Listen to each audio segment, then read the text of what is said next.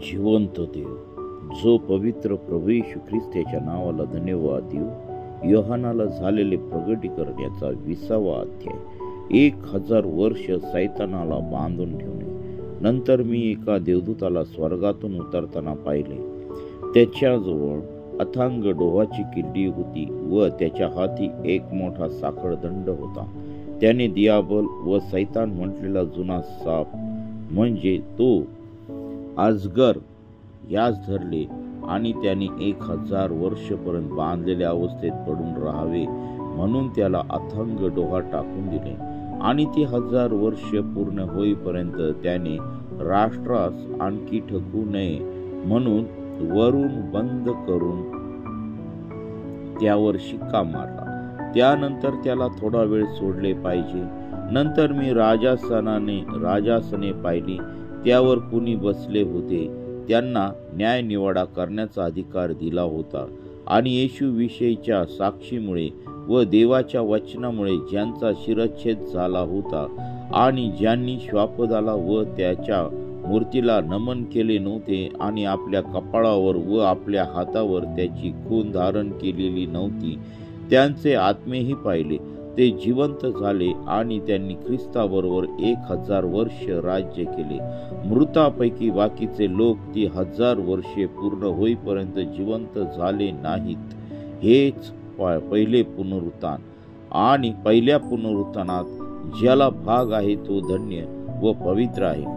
अशा लोकांवर दुसऱ्या मरणाची सत्ता नाही, तर ते देवाचे व ख्रिस्ताचे याजक होतील आणि त्यांच्याबरोबर 1000 वर्ष राज्य करतील. सैतानाची मुक्तता व शेवटची झटापट. ती 1000 वर्षे संपल्यावर सैतानाला कैदेतून बंदमुक्त करण्यात येईल आणि तो पृथ्वीच्या 4 कोपऱ्यातील गोग व मागोग राष्ट्रास ठकवायस व त्यास लढाईसाठी एकत्र करावयास बाहेर येईल. त्यांची संख्या समुद्राच्या वाळू इतकी आहे. त्यांनी पृथ्वीच्या विस्तारावर फिरून पवित्र जनांची छावणी व प्रिय नगर वेढले. तेव्हा स्वर्गातून अग्नी उतरला आणि त्याने त्यास खाऊन टाकले. त्यास ठकविणाऱ्या सैतानाला अग्नीच्या व गंधकाच्या सरोवरात टाकण्यात आले. त्यात ते श्वापद व तो खोटा संदेष्टा आहे. तेथे त्यास रात्रंदिवस युगानयुग पीडा भोगावी लागेल. सर्वसामान्य पुनरुत्थान व शेवटचा न्याय. नंतर मोठे पांढरे राजासन व त्यावर बसलेला एक जण माझ्या दृष्टीस पडला. त्याच्या तोंडा फोडून पृथ्वी व आकाशी पळाली. त्याकरिता ठिकाण उरले नाही. मग मृत झालेल्या लहान थोरांना मी राजासना पुढे उभे राहिलेले पाहिले. त्यावेळी पुस्तके उघडली गेली. तेव्हा दुसरे एक पुस्तक उघडले गेले. ते जीवनाचे होते आणि त्या पुस्तकामध्ये जे लिहिले होते त्यावरून मृतांचा न्याय ज्यांच्या त्याच्या कृत्याप्रमाणे ठरवण्यात आला. तेव्हा समुद्राने आपल्या मधील मृत मनुष्यास बाहेर सोडले. मृत्यू व अधोलोक यांनी आपल्यातील मृतास बाहेर सोडले आणि ज्यांच्या त्यांच्या कृत्याप्रमाणे प्रत्येकाचा न्याय ठरवण्यात आला. तेव्हा मरण व अधोलोक ही अग्नीच्या सरोवरात टाकली गेली. अग्नीचे सरोवर हे दुसरे मरण होय. ज्या कोणाचे नाव जीवनाच्या पुस्तकात लिहिलेले सापडले नाही तो अग्नीच्या सरोवरात टाकला गेला. वाचलेले वचन देवबाप आशीर्वादित करो.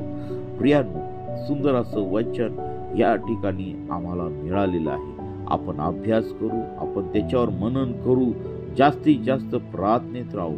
कारण ह्या रहस्यमय गोष्टी देवाशिवाय आम्हाला उलगडणार नाही. आणि म्हणून ह्या ठिकाणी ज्या गोष्टी सांगितलेल्या आहेत ह्या देवाने प्रभूने योहानाला प्रगट केल्या आणि त्याच गोष्टी आम्हाला समजण्यासाठी आम्हाला जास्तीत जास्त प्रार्थनेत राहायला पाहिजे. त्याशिवाय ह्या गोष्टी आम्हाला समजणार नाही. देवबाप या वचनाद्वारे आपल्याला व आपल्या कुटुंबाला आणि सर्वांना आशीर्वादित करू. आपण प्रार्थना करू. हालेलुया, स्तुती, धन्यवाद येशू देव बापा. तू पवित्र असा परमेश्वर आहे. राजांचा राजा, प्रभूंचा प्रभू आहे. ही सुंदरशी वेळ पुन्हा एकदा तू आम्हाला प्रार्थनेसाठी दिलीस त्याबद्दल मी तुझ्या नावाला धन्यवाद देत आहे. प्रिय प्रभू, या सकाळच्या समयी आम्हा सर्वांचा ताबा तू घे. हे सुंदर असं जीवन तू आम्हा सर्वांना पुन्हा एकदा तू दिलंस, त्याबद्दल मी तुझ्या नावाला धन्यवाद देत आहे. प्रिय प्रभूजी, या जीवनामध्ये तू आहेस, या आमच्या जीवनामध्ये प्रिय प्रभू येशू तू आहेस, आणि आमच्या जीवनामध्ये तू आम्हा प्रत्येकाला तू आशीर्वादित केलेला आहे. आम्हाला अन्न, वस्त्र, निवारा, उत्तम आरोग्य, उत्तम काम आणि उत्तम सर्व गोष्टी तू आम्हाला दिलेल्या आहेस. आणि प्रिय प्रभू येशू, त्याबद्दल आम्ही तुझ्या नावाला धन्यवाद देत आहोत. हो माझ्या जिवंत देवा, या उन्हापासून आणि ह्या सर्व नैसर्गिक हानीपासून प्रिय प्रभू येशू तू आमचा बचाव तू कर आणि तुझं गौरव होऊ दे.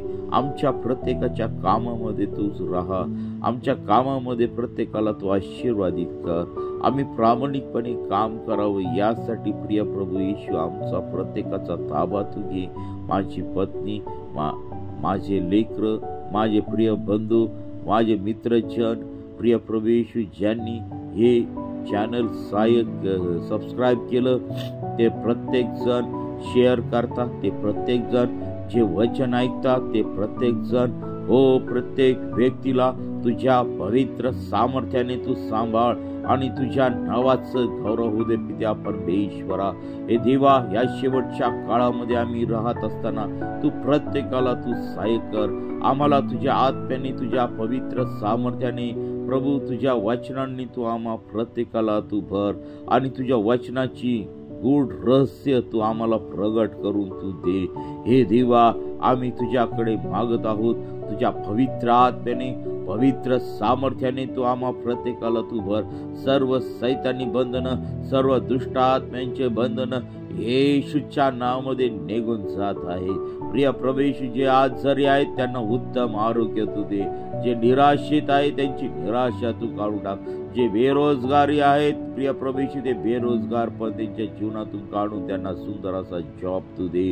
ओ पित्या परमेश्वरा, वेगवेगळ्या समस्यांनी प्रिय प्रभू येशू वेगवेगळे लोक पिडलेले आहेत. त्या सर्व समस्या तुझ्या पवित्र सामर्थ्याने तू काढून टाकत आहे. ओ हालेलुया, स्तुती, धन्यवाद येशू दे बापा. आमच्या देशाचं सर्व शत्रू राष्ट्रापासून तू रक्षण कर. हे दे बापा, सर्व राष्ट्रांवरती तू दया कर आणि तुझं गौरव दे. प्रवास होणार सर्व कामकाज, येणं जाणं सदा सर्व काळ तू आशीर्वादित कर. प्रिय प्रभू येशू, या दिवसामध्ये आम्ही वागत असताना, चालत असताना, बोलत असताना तुझी कृपा, तुझी दया आमच्यावरती उतरून दे. तुझा कळवळीचा अंतःकरण तू आम्हा प्रत्येकाला तू दे. तुझ्या पवित्र सामर्थ्याने तू आम्हा प्रत्येकाला तू भर आणि तुझ्या नावाचं गौरव होऊ दे. हालेलुया, स्तुती, धन्यवाद येशू दे बापा. तू पवित्र परमेश्वर आहे, राजांचा राजा आहे, प्रभूंचा प्रभू आहे.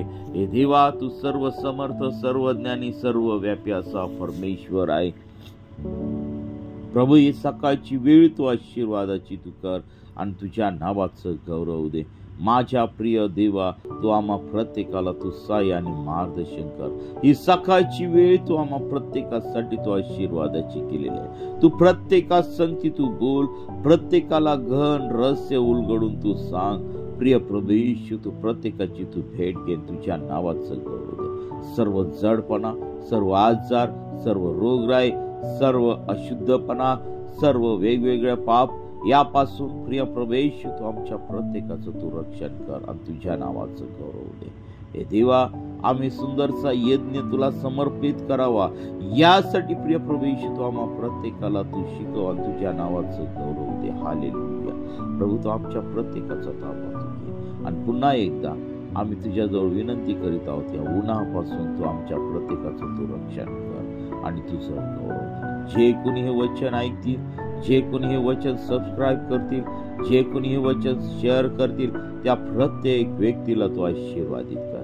त्यांचे सर्वांचे समस्या, सर्व प्रॉब्लेम तुझ्या पवित्र सामर्थ्याने तू काढून टाक आणि तुझं गौरव दे. प्रत्येक देवाच्या दासदासीला तुझ्या आत्म्याने, तुझ्या पवित्र सामर्थ्याने तू भर. प्रभू, तुझ्या लोकांवरती तू दया कर आणि तुझ्या नावाचं गौरव दे. हे देवा, सर्व दुष्टात्म्यांपासून तू आम्हा सर्वांचं तू रक्षण कर. तुझ्या पवित्रतेत तू आम्हाला चालव आणि प्रिय प्रभू, तुझा स्वभाव तू आमच्या जीवनामध्ये धारण कर आणि तुझं गौरव दे.